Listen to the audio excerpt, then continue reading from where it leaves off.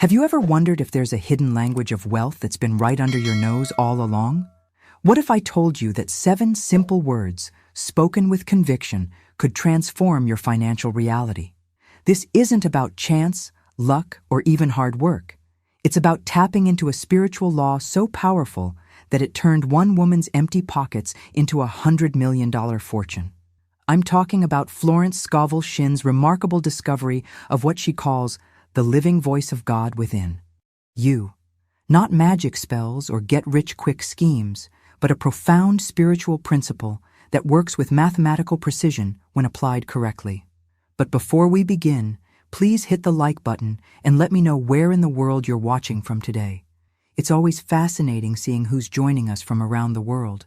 And if you haven't already, make sure to hit that subscribe button so you don't miss any of our future videos. Has this ever happened to you? You've prayed for financial abundance, worked harder than everyone around you, played the numbers, checked your horoscope, and still, nothing changes. The bills pile up, the debts increase, and that constant pressure of how will I make it to next month never seems to lift.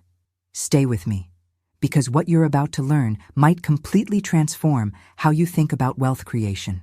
While the world keeps telling you that financial success is random, a lucky break, a fortunate birth, being at the right place at the right time, Shinn discovered something altogether different. She uncovered what she calls the law of assumption, a principle more reliable than any bank account, more powerful than any investment strategy, and more accessible than any financial advisor. This law operates beyond the visible world of circumstances, beyond the limitations of your current bank balance, beyond what conventional wisdom has taught you about money. What makes this teaching different is that it doesn't require you to chase external solutions. The power isn't in some secret investment or hidden opportunity. It's in the voice you speak within yourself each night. When that voice repeats with absolute faith, Shinn observed something remarkable. The outer world begins to bend to match it. I know this might sound too simple to be true. What you're about to discover might surprise you, especially if you've been conditioned to believe that wealth creation must be complicated, difficult, or reserved for the privileged few. But according to Shinn, this simplicity is precisely what makes it so powerful and universally accessible. The law of assumption operates independently of your background, education, or current circumstances. It doesn't care about your past failures or successes.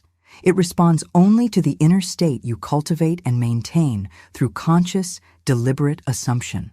Think about it. What if everything you've been taught about wealth creation has been missing this fundamental spiritual component? What if the real secret to financial abundance isn't out there in the world of action, but in here, in the world of assumption? As we continue this journey together, I'll reveal exactly how Florence Scovel Shinn articulated this principle, and more importantly, how you can begin applying it in your own life tonight. If you're ready to implement these powerful manifestation techniques in your own life, subscribe now for weekly wisdom that transforms theory into results. I'll be sharing exclusive methods that aren't taught anywhere else.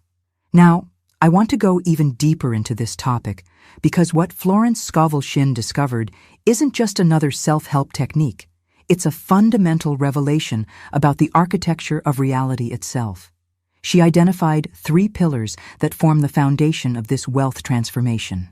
How imagination literally creates your reality, the profound power of repetition when charged with emotion, and the specific 7-word I formula that manifested her fortune. This isn't merely positive thinking. It's a methodical, almost scientific approach to tapping into what Shinn calls the creative substance of the universe. The journey of transformation begins when you understand that imagination isn't fantasy. It's the very blueprint from which your external circumstances are constructed. But here's where Shinn's teaching takes an unexpected turn into ancient wisdom. She reveals something that might shake the foundations of how you understand spirituality and yourself. The name of God, as revealed to Moses at the burning bush, wasn't some distant, unreachable title. It was I am. Think about the revelation hidden in plain sight. Every time you say, I am, You're invoking the creative power of the universe. This isn't mere coincidence or linguistic curiosity. It's the hidden mechanism behind all manifestation. When Moses asked who he should say sent him, the voice responded, "I am that I am. Tell them, I am has sent you." The Creator didn't offer a title separated from humanity, but gave the very phrase we all use countless times throughout our day. The implications of this revelation are staggering. Your daily self-talk isn't just idle chatter, it's prophecy in motion. Every I am statement becomes a seed planted in the fertile soil of your subconscious mind. This is why most people unknowingly sabotage their financial destiny with statements like, "I am broke," "I am unlucky," or "I am struggling." They're literally programming their reality with divine power, but in the wrong direction. This understanding creates a paradigm shift in how we approach wealth creation. The mindset transformation begins when you recognize that every time you declare "I am," followed by lack, you're misusing the most sacred creative force in the universe. You're tying the divine name to a lie about yourself. The impact of this realization can completely revolutionize your relationship with money. What's fascinating is that this journey toward abundance doesn't begin with external actions, but with an internal revolution, changing what follows "I am" in your daily speech. The decision to align your self-talk with prosperity rather than lack becomes the hidden catalyst for everything that follows. If this teaching resonates with your spirit on a deep level, write "I am abundance" in the comments below. Let's think about this revelation for a moment. Our casual, everyday "I am" statements are actually prophecies in motion. Florence Scovel Shinn discovered that these seemingly innocent self-descriptions create ripple effects that shape our reality in profound ways. When we declare "I am broke" or "I am unlucky," we're not merely describing our current situation. We're actively programming our subconscious to maintain and reinforce these conditions. This insight reveals the hidden mechanism behind why some people remain trapped in cycles of lack despite their best efforts. The subconscious mind doesn't analyze whether your "I am" statements are helpful or harmful. It simply accepts them as commands to be fulfilled. It's like planting seeds in a garden. Whatever you plant will eventually grow, whether you plant weeds or flowers. The transformation begins when you recognize the creative power of these declarations. Your words aren't just describing your reality, they're creating it. This realization represents a profound paradigm shift in how we approach life's challenges, especially financial ones. The journey toward abundance requires vigilance over this internal dialogue that most people overlook entirely. Shinn shares a remarkable story that illustrates this principle in action. A student came to her utterly defeated, saying, "Everything I touch fails. I am cursed." With wisdom and compassion, Shinn immediately identified the root of his problem. He was misusing the creative power of "I am" by attaching it to a negative prophecy. She guided him to replace "I am cursed" with "I am blessed," "I am chosen," "I am prosperous." At first, these new declarations felt strange to him, even false. But this discomfort was simply the resistance of his old thought patterns being challenged. Through consistent practice, something remarkable happened. Within weeks, opportunities began appearing in his life, debts were unexpectedly cleared, and his circumstances transformed in ways he couldn't logically explain. What changed? Not his external actions, but the internal decree. He changed what followed "I am," and the universe rearranged itself to match this new declaration. The revelation here is that the world doesn't shape our identity. Our identity shapes the world. This represents a complete inversion of how most people understand cause and effect. When you grasp this principle, you begin to see that your habitual self-talk isn't just commentary, it's creation in progress. Every casual "I am" statement becomes a brushstroke on the canvas of your life. The question then becomes, what masterpiece are you painting with your words? If you've caught yourself using disempowering "I am" statements in the past, type "changing my words" below. The journey of transformation goes beyond merely changing the words. It requires a complete revolution in how you relate to your own declarations. This is where many seekers on the path to abundance hit a hidden roadblock. Florence Scovel Shinn discovered that our identity statements are like the brushstrokes that paint the canvas of our reality. Every time you say, "I am," you're not just describing yourself, you're invoking creative power that shapes your experience. The profound insight here is that your circumstances don't define your identity statements. Your identity statements define your circumstances. This reversal of conventional wisdom represents a quantum leap in consciousness. Most people wait for their bank account to improve before they'll say, "I am wealthy," not realizing this backward approach keeps them locked in scarcity. Don't miss my next video on the hidden manifestation formula. Subscribe now to join thousands of others who are applying these principles and creating abundance in their lives. The awakening happens when you dare to make declarations that contradict your current reality. This isn't about denial or delusion. It's about understanding the causal relationship between identity and experience. Your current conditions are merely the harvest of yesterday's "I am" statements. To change tomorrow's harvest, you must plant different seeds today. But here's where Shinn's teaching becomes even more nuanced and powerful. Words alone, no matter how carefully chosen, lack the power to transform reality unless they're accompanied by corresponding feelings. This revelation explains why so many affirmations fail to produce results. You can repeat, "I am wealthy" 1,000 times daily, but if poverty still grips your heart, if you still feel poor, despite your words, the subconscious will only register "I am poor" and faithfully reproduce that state. This insight reveals the critical difference between empty affirmations and what Shinn calls living decrees. An affirmation without feeling is like an envelope without a letter inside. It's just an empty container. But when you infuse your words with genuine emotion, they become vehicles of creation that penetrate the subconscious and reshape your reality. The distinction is similar to the difference between reading about swimming and actually getting in the water. One is intellectual, the other experiential. Your subconscious doesn't respond to intellectual concepts, it responds to felt experience. This is why countless people can repeat positive statements for years without seeing change. They're engaging only the conscious mind, while the subconscious, the true creative center, remains untouched. The inner breakthrough occurs when you not only speak the words, but feel the reality they represent.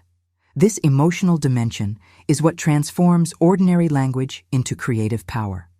When you say, "I am wealthy," can you feel the security, the freedom, the peace that wealth brings? Can you taste it, touch it, live in it emotionally before it manifests physically? If you've noticed the difference between empty words and emotionally charged declarations in your own life, comment, "Feeling is the key," below. This deeper understanding of the subconscious mind reveals why so many spiritual traditions emphasize the heart rather than the intellect. Florence Scovel Shinn draws our attention to the biblical wisdom, "As a man thinketh in his heart, so is he."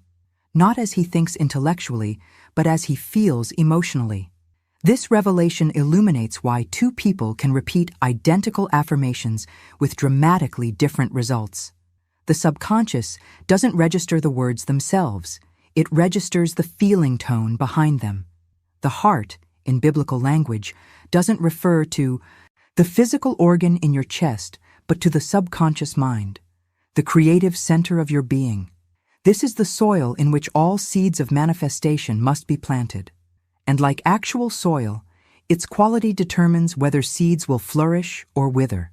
When you declare, "I am wealthy," while feeling poor, it's like dropping precious seeds onto barren ground. The words never penetrate deep enough to take root. Shinn brilliantly illustrates this principle with a farming metaphor that makes the abstract concept tangible. Think of a farmer scattering seed. If he casts it on rocky ground, no harvest comes.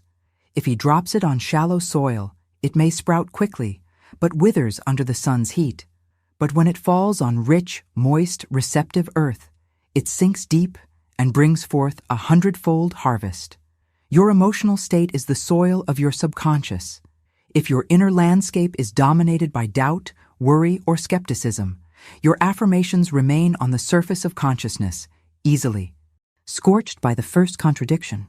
But when your declarations are spoken with genuine feeling, with emotional conviction, they penetrate the subconscious and take root there. Once planted in this fertile ground, they cannot be denied expression. The transformation process begins when you understand that effective manifestation isn't about the perfection of your words, but the authenticity of your feeling. This insight resolves the mystery of why identical affirmations produce different results. For different people, some are planting in fertile soil, others on stone. This revelation about the subconscious challenges our cultural bias toward intellectual understanding. In the realm of manifestation, emotional intelligence trumps intellectual knowledge every time. You can intellectually understand the principle of abundance perfectly while emotionally vibrating at the frequency of lack, and your emotions will win every time. The journey toward mastery involves developing emotional flexibility, the ability to generate authentic feeling states regardless of external circumstances. This isn't pretending or self-deception. It's recognizing that your emotional state is not merely a reaction to circumstances, but a creative force that shapes them. When you speak affirmations, are you merely reciting words, or are you entering the feeling state they represent? The difference determines whether you're just talking about manifestation or actually engaging in it. If you've experienced the difference between intellectual understanding and emotional knowing in your own life, type heart over mind in the comments. Let's explore one of Florence Scovel Shinn's most illuminating examples, a story that perfectly demonstrates the transformative power of emotionally charged affirmations. She once counseled a woman who had diligently repeated prosperity affirmations for months without results. This student would faithfully declare, "I am wealthy," and "I am prosperous." Yet, she admitted to Shinn that she felt like a fraud every time these words left her lips. With remarkable insight, Shinn identified the core issue. You're trying to plant seed on stone. You're scattering words without feeling.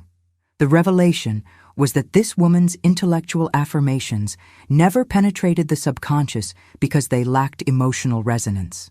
Her conscious mind said one thing while her emotional body communicated something entirely different.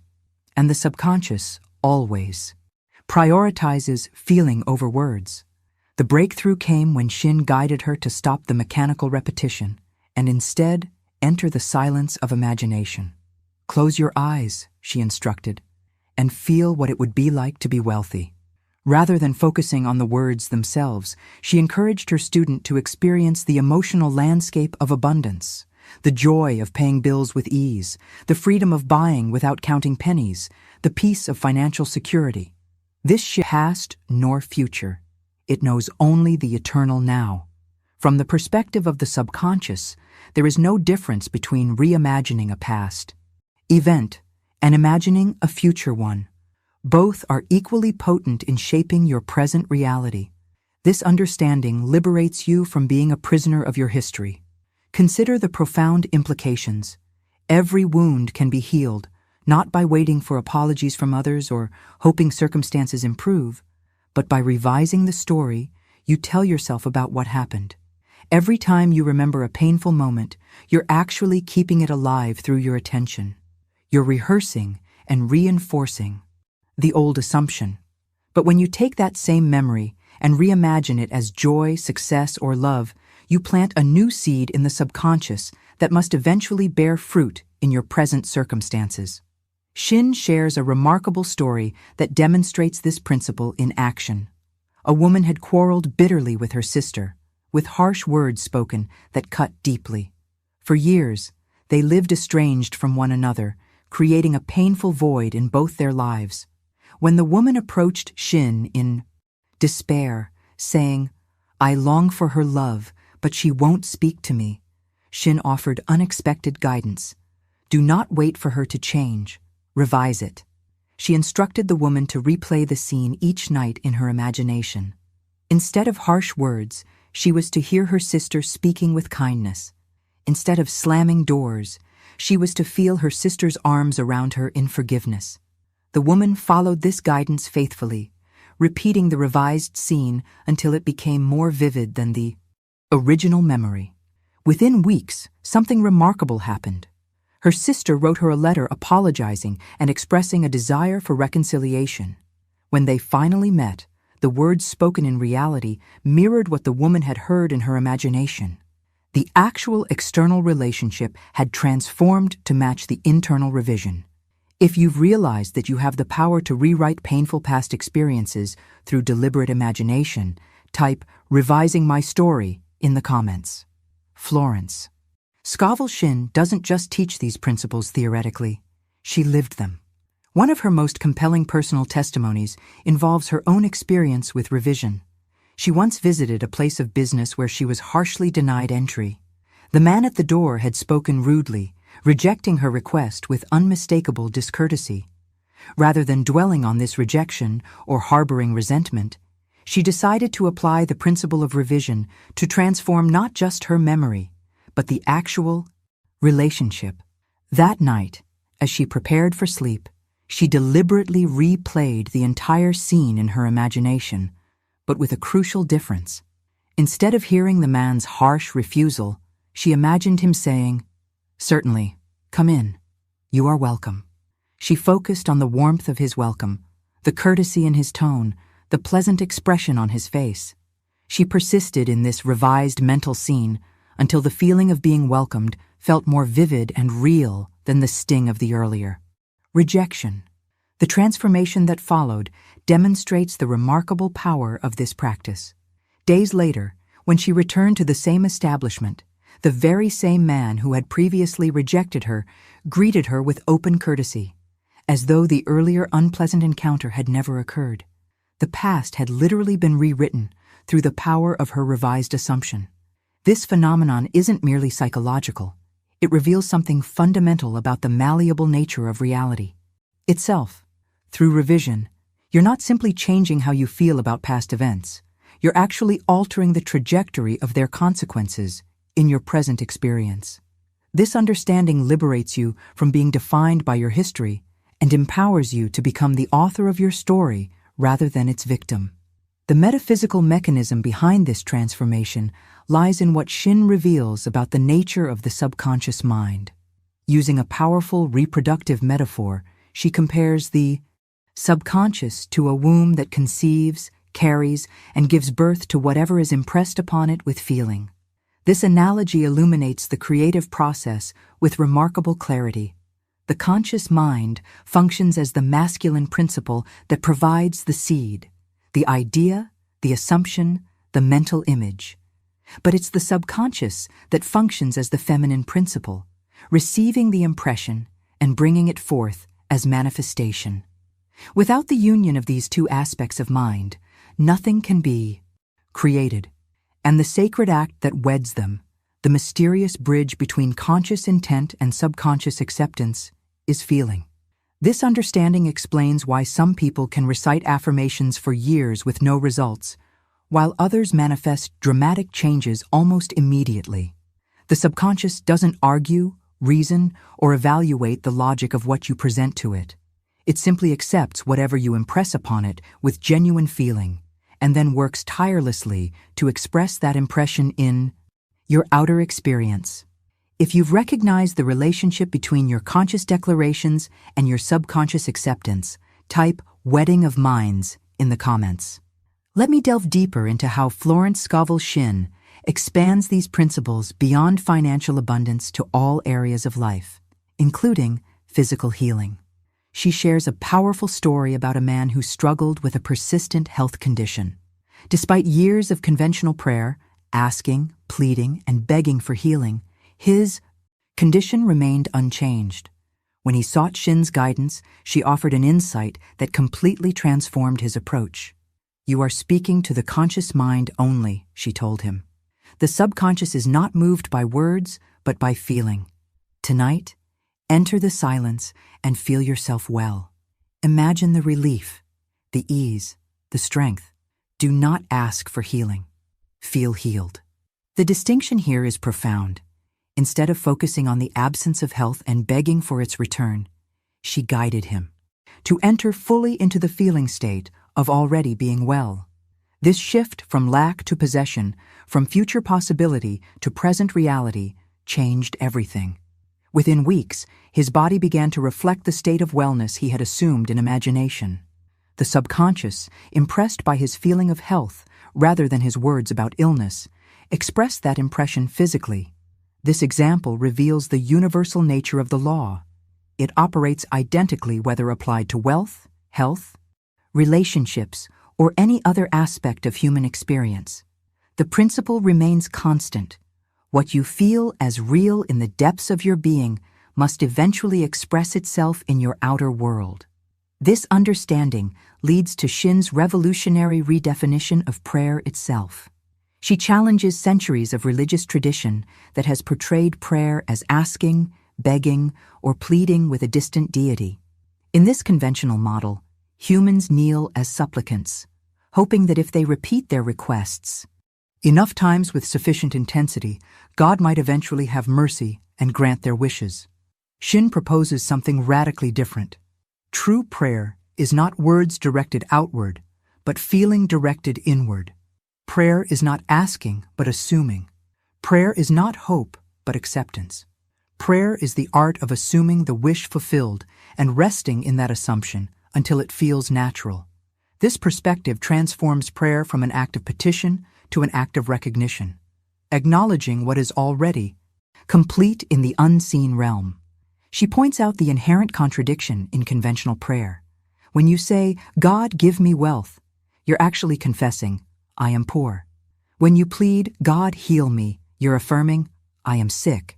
These declarations, clothed in the emotional conviction of lack, impress the subconscious far more powerfully than your conscious words requesting abundance or health.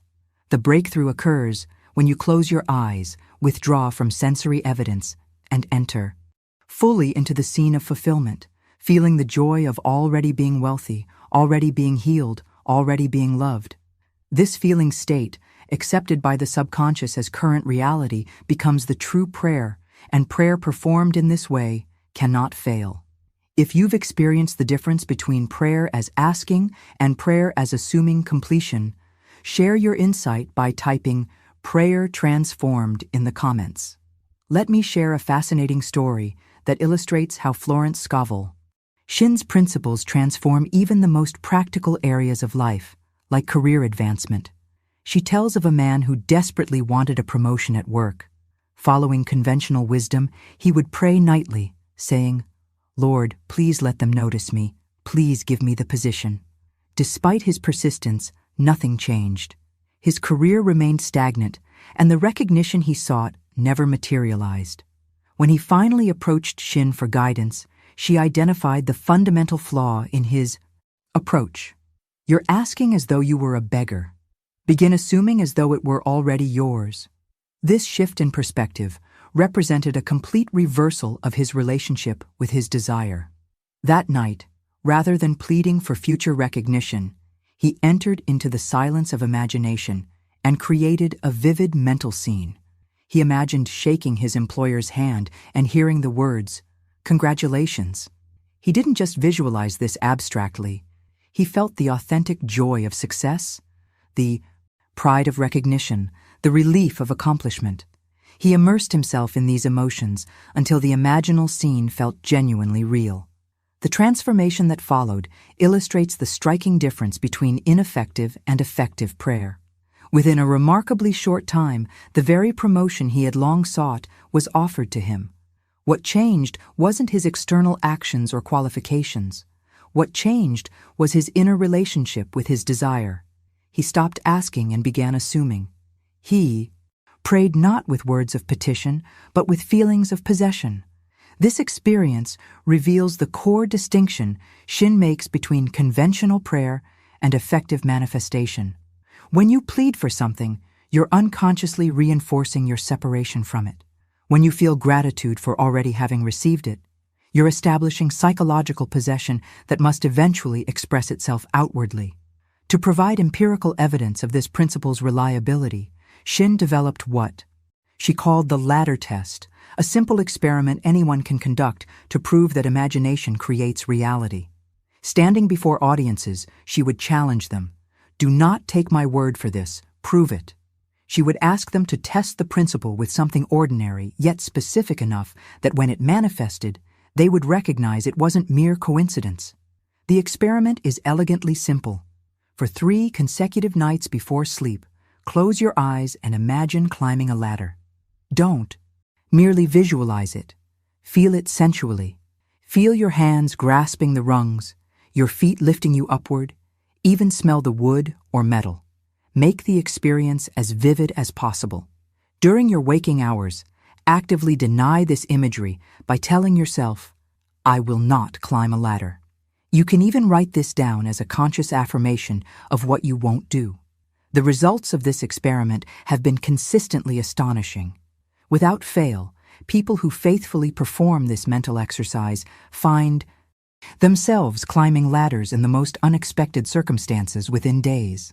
Some are asked at work to retrieve items from high shelves. Others visit friends who suddenly need help with attic access. One woman who initially laughed at the experiment's simplicity found herself in a store where a clerk unexpectedly asked her to step onto a ladder to reach a box. If you've conducted a deliberate manifestation experiment with surprising results, share by typing "Prove the Law" in the comments. Now, I want to reveal a profound philosophical insight that Florence Scovel Shinn discovered about the true nature of money itself. This understanding transforms our entire relationship with wealth and explains why so many conventional approaches to financial abundance fall short. Shinn realized that money is nothing but a shadow. It has no power or life of its own. It's merely a symbol that represents inner states like freedom, security, ease, and plenty. This revelation completely inverts how most people approach wealth creation. They look at numbers on a page, at figures in bank accounts, and they tremble before these symbols as though they were gods with independent power. They chase the shadow while feeling the lack of what the shadow represents, not realizing that this approach keeps abundance perpetually out of reach. The transformation begins when you grasp that the subconscious doesn't deal in numbers at all. It doesn't know the difference between $1 and $100 million. To the creative center of your being, there is no small or great wealth. There is only the state impressed upon it by feeling. When you feel secure, the subconscious registers, I am secure, and expresses it. When you feel wealthy, the subconscious accepts, I am wealthy, and manifests it. The outer world then clothes that feeling in whatever forms are most natural, whether through checks, contracts, investments, unexpected gifts, or sudden opportunities. But these external manifestations are merely echoes of the inner reality. The shadow follows the substance, never the reverse. Shinn illustrates this principle with a remarkable story about a student who struggled with traditional approaches to wealth. He would dutifully affirm, I am rich, daily, yet nothing changed in his financial situation. When Shinn inquired about his process, he admitted feeling like a fraud every time he made these declarations. The words and the feeling were in conflict, with the feeling inevitably winning. Her guidance represented a complete paradigm shift. Forget the numbers. Forget the dollars. Tonight, instead, feel what it would be like to be rich. She directed him away from the abstract counting of money to the actual mood of wealth itself, the ease of paying every bill without worry, the joy of giving without fear, the dignity of walking as someone who is abundantly supplied. Following this guidance, he stopped reciting empty affirmations about specific amounts and began to assume the inner state of wealth. Within months, his financial reality transformed dramatically. Investments prospered, debts cleared, and abundance flowed freely into his life. What changed? Not the world first, but his feeling. He captured what Shinn calls the $1 million feeling, and the millions naturally followed. This understanding illuminates why Scripture declares, faith is the substance of things hoped for, the evidence of things not seen. Faith isn't belief in a doctrine, it's the feeling of fulfillment. When you feel wealthy despite external evidence to the contrary, that feeling becomes the substance from which external abundance must eventually manifest. If you've recognized that chasing numbers keeps wealth at a distance while embodying the feeling of abundance draws it closer, type "feeling is substance" in the comments. The hour of night holds a particular magic in Florence Scovel Shinn's teaching on manifestation. Let me guide you into understanding why this drowsy threshold between waking and sleeping represents what she calls the temple hour, the most sacred time for impressing your desires upon the subconscious mind. This insight transforms your nightly routine into a powerful ritual of creation. Shinn discovered that night is far more than physical rest. It's the optimal gateway between the conscious and subconscious realms. During your waking hours, the analytical mind is constantly active, distracted by external stimuli, and often resistant to new patterns that contradict established beliefs. But as you drift toward sleep, a remarkable transformation occurs. The conscious mind grows increasingly passive, the senses gradually fade, and in that twilight state, the subconscious lies open and receptive like never before. This understanding explains why Scripture is filled with references to dreams, visions of the night, and divine encounters that happen while people sleep. The biblical phrase, "When deep sleep falleth upon men, then he openeth their ears and sealeth their instruction," points to this profound truth about consciousness. What you impress upon the subconscious during this borderland state becomes sealed, accepted as fact, and destined for expression. The revelation here transforms how you approach the moments before sleep. Most people carry the debris of the day into their night, rehearsing worries, replaying conflicts, or anticipating tomorrow's problems. But Shinn warns that whatever mood you carry into sleep becomes impressed on the subconscious and multiplied in your experience. If you fall asleep in worry, you plant worry. If you drift off rehearsing fears, you awaken to more fears. The transformation begins when you consciously use this threshold as a sacred altar for impressing your desires. Rather than allowing random thoughts to dominate this precious time, you deliberately speak your 7 words with feeling, allowing them to sink deep into the receptive soil of the subconscious just before sleep claims you. This practice culminates in Shinn's powerful recommendation to select 7 words that encapsulate your desire in a state of completion and possession. The formula isn't complicated. It's simple enough to repeat without effort, yet meaningful enough to evoke genuine feeling. Examples like, "Thank you, Father," "It is already done," or "I am supplied," "I am wealthy now," carry the perfect combination of gratitude, completion, and present possession. The journey of manifestation culminates in this nightly practice of speaking your chosen words with conviction as you drift toward sleep. Not as mechanical repetition, but as living prayer clothed in the feeling of fulfillment. As you repeat this practice night after night, the words gradually sink deeper, becoming more natural, more believable, until they no longer feel like affirmations, but simply statements of fact. If you've recognized the power of those drowsy moments before sleep as the perfect time for planting new beliefs, type "sacred threshold" in the comments below. As our journey with Florence Scovel Shinn's transformative teachings comes to a close, I hope you're feeling that spark of possibility igniting within you. This isn't just information. It's a doorway to a completely new relationship with abundance that begins tonight when you lay your head on your pillow. If what you've heard resonates with your spirit, consider becoming part of our community by subscribing. Each week, we explore these timeless principles that have changed countless lives, including my own. The wisdom shared here isn't theoretical, it's practical, applicable, and waiting for you to put it into action. I'd love to know if this message found you at exactly the right moment. If you've made it to the end and feel called to apply these principles in your own life, simply write "divine timing" in the comments below. Your journey matters to me, and I read every comment personally. If you found value in today's exploration, A simple like helps others discover these teachings too, creating ripples of transformation beyond what we can imagine. I've prepared a deeper dive into the bridge of incidents concept we touched on today. It's a perfect companion to what you've just learned, revealing how the universe conspires to bring your assumptions into reality. The video is waiting for you right here. Click and continue this journey of discovery with me. Until next time, remember those 7 powerful words as, you drift to sleep tonight. Your new story is already being written.